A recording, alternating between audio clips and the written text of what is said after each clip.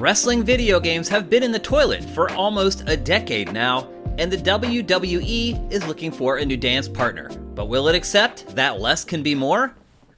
Good morning, good Wednesday morning to you. I'm Shane Satterfield from Sifted, and this is Good Morning Gaming for March 9th, 2022. The show is in our patrons' feeds bright and early every weekday morning and free on our YouTube channel for everyone else. You can find our flagship show, Game Face, by searching your favorite podcast service. You'll find the podcast versions of the rest of our content in the same feed you found this. Back 6 years ago, WWE signed a contract with Take-Two to create video games based on the property until 2022. And funny, here we are in 2022. The last game, published by Take-Two, was terrible.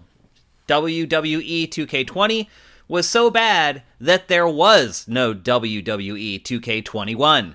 So Take-Two decided to hand the franchise to a new developer in the form of Visual Concepts. And so far, with only a couple reviews in, it looks like the game is significantly better than the last one, but still not amazing. Enter EA. Several reports today have suggested that the WWE is now in talks with Electronic Arts to create wrestling video games going forward and possibly sign a new exclusive contract. Now, EA already works with the UFC license, so unifying combat sports under the EA banner might sound enticing to WWE. But to me, regardless of who ends up owning the license, one thing has to change with wrestling games. They need to become more simple. They need to be simplified. Talk to any wrestling fan who at least has a somewhat serious interest in video games and ask them, what is the best wrestling video game of all time? You're not going to find any answers that point to games from the last 15 to 20 years. You're just not. Wrestling video games are a subgenre that, for whatever reason, has not improved as technology has improved. Sure, the games look better now than they ever have, but they play worse. Wrestling games have become so bloated. It almost felt like an arms race against no one, because there was only one WWE game on the market. And while there used to be lots of other wrestling games back in the day, now there's really just one. And so it was competing with itself to become bloated. There are way too many modes in recent wrestling games. And not only that, the gameplay has become way too complicated. Again, ask that wrestling fan that you know, who also likes video games, what their favorite wrestling games were. Let them answer. And what they'll tell you is that they feel the best wrestling games of all time came out during the N64 era. And there was no shortage of amazing wrestling games during that entire time. There was WrestleMania 19, there was WWF Attitude, there was WWE SmackDown vs. Raw, there was WWE SmackDown, Here Comes the Pain, there was WCW NWO Revenge, WWF No Mercy, WWF WrestleMania 2000. All of those games are heralded as amazing wrestling games. And the reason people liked them is because you could learn how to play them in like 5 minutes. But at the same time, they did have some hidden depth that you could explore, so experts could become good at them. If you came to my house and you had not played WrestleMania 2000, you weren't going to beat me. You were going to have fun because you could figure out how to play it pretty quickly, but you had no chance of winning. Wrestling video games, for whatever reason, at a certain point decided that they just needed to become as complicated as possible. They completely lost sight of their audience. Most wrestling fans are not hardcore gamers. They're people who probably like video games and probably own a console, but they're not the guy who's speedrunning Elden Ring. So make the games for your audience, regardless of whether Take-Two ends up with the license or WWE changes and works with EA. I hope that both of them will look at this genre with a clear head, think about the audience, think about the people who will potentially buy these games, and make the games for them. And now for a couple more stories from the top of your SIFs. All the recent data on game sales suggests that all of you are buying digital games instead of physical games. I have said on Good Morning Gaming before, I am a physical purchaser, and I try to be an evangelist for physical games, and I try to convince you guys to buy physical games. However, I do not think I'm going to take credit for this recent number. Far Cry 6, Ratchet & Clank Rift Apart, and Guardians of the Galaxy sold more physical copies than digital in the UK last year. In general, single-player games sell better physically, while multiplayer games generally sell better as a digital product. That makes sense. If you're going to play a shooter all the time, you don't want to have to keep going and getting a disc every time you want to play a couple matches. The one exception from last year was Resident Evil Village, which was pretty much right at 50-50, but slightly more popular as a digital game. Over 47% of all games sold at physical retail last year in the UK were for Nintendo Switch. So for whatever reason, the people who own Switch are interested in game collecting, while everyone else has kind of left it in the dust. A brand new Sony State of Play is premiering today at 2 p.m. Pacific, 5 p.m. Eastern Time. We don't know a lot of information about what's going to be shown. However, Sony has hinted that it will focus, well, not exclusively, but primarily on Japanese games. With that in mind, don't expect to get a look at games like God of War. However, maybe Final Fantasy 16. I would put that at a very, very slim percentage of that being shown. More likely, we're probably going to see some of the smaller games from Japan, maybe even some indie stuff like Stray. So don't get too excited, but State of Plays are always fun. So make sure you point your browser to sifted.net at 2 p.m. Pacific, and we'll have it curated to the top of your SIFT. The Nintendo 64 offerings on Nintendo Switch Online are getting better by the day. When it first launched, there was a lot of consternation about how the emulation was working under the hood. People were not happy about it, but the last couple releases have improved drastically, and that's a good thing, because one of the next games coming to Nintendo Switch Online is F-Zero X. This F-Zero game for the N64 is lightning fast, and it was one of the few N64 games that really focused on frame rate, and it made a big difference. Now, the game itself, off track, is really Spartan. It's really just the cars and the track, and there are tons of cars in each race. That's what made it fun, but what made it competitive and addicting was its silky smooth frame rate. So it's good to see that N64 emulation on Nintendo Switch has improved just in time to do this great racing game some justice. It arrives on March 11th with the latest Nintendo Switch Online expansion pack. With all the talk about Grand Theft Auto 6 on Sifted lately, with Michael Pachter's exclusive information, we're getting some surprising information about Grand Theft Auto 5 direct from Rockstar. GTA 5's new gen version is $10 cheaper on PlayStation 5 than Xbox Series X. Now, this looks to be some part of a side deal related to GTA Online being free on PlayStation Plus right now. It's probably some kind of side marketing deal, but we'll take it. Now, if you're an Xbox Series X fan, you can't be too happy about this, but the upgrade's only $10. It's probably worth it. You're gonna do it. Dying Light 2 just recently released, but developer Techland hasn't forgotten the original. Dying Light 1 gets a next-gen update for PS5 today, and Xbox Series X is on the way. Not stopping there, Techland is also improving the game for the mid-cycle hardware refreshes from last gen, like the PS4 Pro and the Xbox One X. If you're on the fence about buying Dying Light 2, this should put all your fears to rest.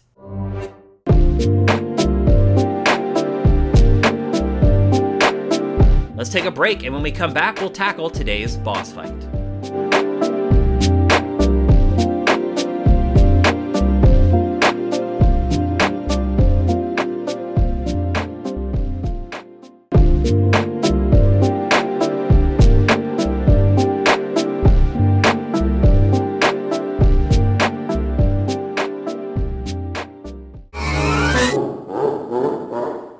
Welcome to today's boss fight, where I tackle random topics that may or may not be related to video games.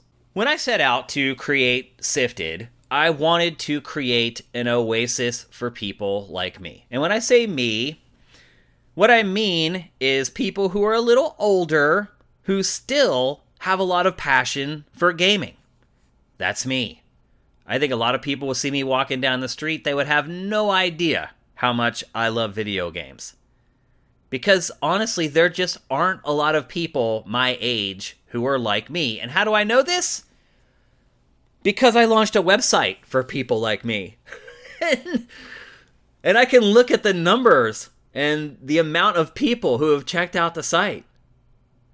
Now, when you don't have a lot of money for marketing dollars to message the website, it has to be as overt as possible. And really, the best way to overtly advertise the type of people that you want to attract with your website is with moderation. If you join a website, you see people are getting booted for acting like jerks, you have a pretty good idea that the website that you're visiting runs a tight ship. And if you're the type of person who is over internet foolishness like I am, then that's probably a good sign. Another way to check is with their terms of service, and you should read our terms of service because they are very specific.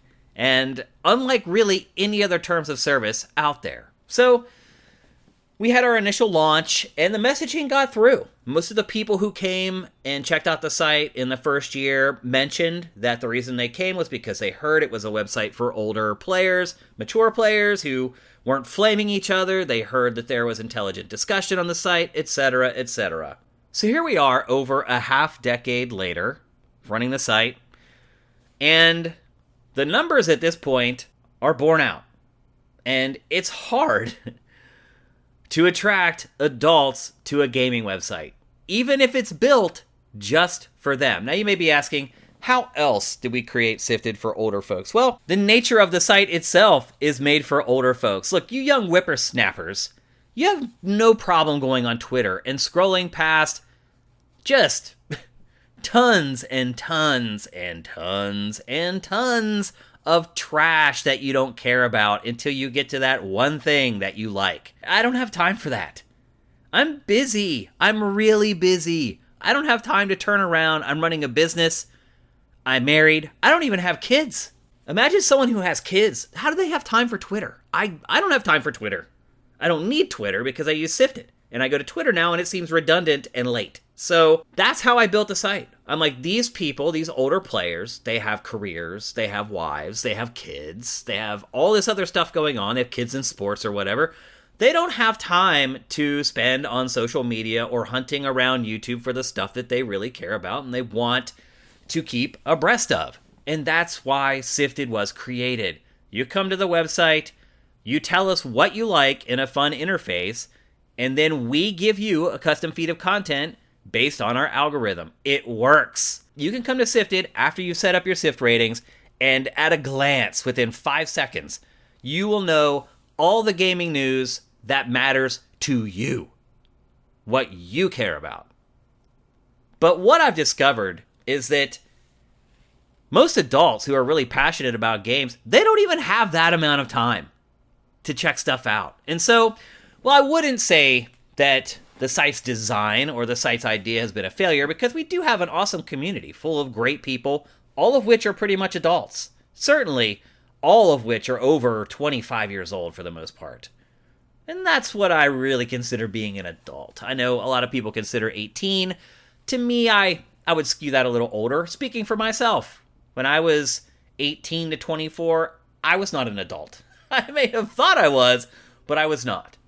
So it's worked in that the messaging got through, the terms of service got through, and the functionality of the site got through, and we have attracted an older audience of players who are just as passionate about gaming as any 17-year-old. Maybe more so, because the people on our site like everything instead of just one game, like a Fortnite or a Call of Duty or a Rocket League or whatever.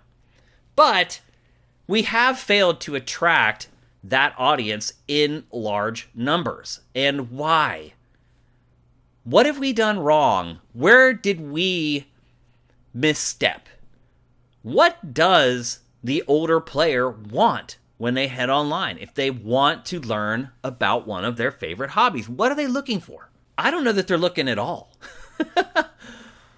I feel like a lot of older players use social media to keep in touch with family and friends, and generally that's Facebook. I know maybe people listen to this and be like, Facebook, that's for old people, but it is, and most adults use Facebook more than they use anything else. They may check Twitter once or twice a day, but they post on Facebook more than they post anywhere else. And for them, I think the way they look at it is whatever happens to bubble up and just appear in their Facebook feed is probably the stuff that's big enough for them to care about. How did I miss this? I don't know, because I basically patterned Sifted after what I wanted from a gaming website and what I wasn't getting from social media. I think also as you get older, you have more disposable income. You don't have to be quite as picky with the games that you buy. You can take a risk here or there without relying on Shane Satterfield to tell you whether to buy it or not, or Matt Kyle to tell you whether to buy it or not. I think for a lot of adult players, a general presence on social media is simply good enough. Now, I would argue that it's not good enough, and time is money. And sure, you may be able to afford buying a crappy game or a game that doesn't really resonate with you, but are you ever getting the time back that you spend with that game? Nope. The other thing you realize as you get older is time really is money. When I was young and older people used to say that to me, I'd be like, whatever. I got time to kill all day, every day. When you get older, you do not. Not only do you not have the time, you're very picky with how you spend it, because you do realize eventually time is money. And I knew this when I launched Sifted, and apparently it doesn't cost enough money. But anyway, I'm interested to hear in the comments what you look for or would look for from a gaming website. And I realize some of you may be at the point where you're just never going to go to a gaming website. It's just not something that you would consider doing. I know a lot of you guys spend your time on YouTube looking at game stuff. I highly recommend heading to Sifted. We do a really good job of skimming all the good stuff off YouTube. And if you're tired of the comments here, I know I am. God bless YouTube. It's an amazing service, and I appreciate everything that it does to help my business. But the community here is just awful. So first of all, if you are looking for an adult gaming community, someplace where you feel like you can connect, you feel like a fish out of water because you're my age and you love games just as much as you did when you were 15 or 16, we have a home for you at sifted.net. And if you're not into heading over and checking out the site, or maybe you have and you just didn't like it, let me know what it was about the site that didn't work for you, or just let me know what kept you from sticking to the website.